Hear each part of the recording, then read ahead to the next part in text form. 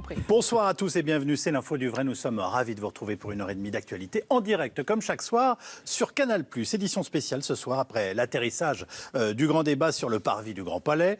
Une forme de grand-messe au cours de laquelle le Premier ministre a tiré les premiers enseignements de 2 mois de débat. Les chiffres sont impressionnants.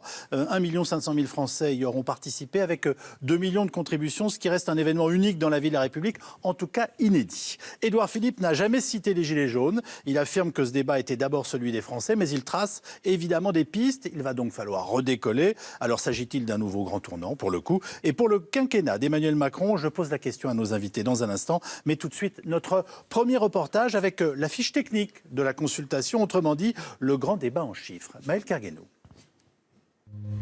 Merci d'être présent pour ce moment important et attendu qu'est la restitution du grand débat. Nous sommes très heureux d'être à vos côtés pour cette matinée afin d'en partager les conclusions. C'était le grand Raoult du grand débat.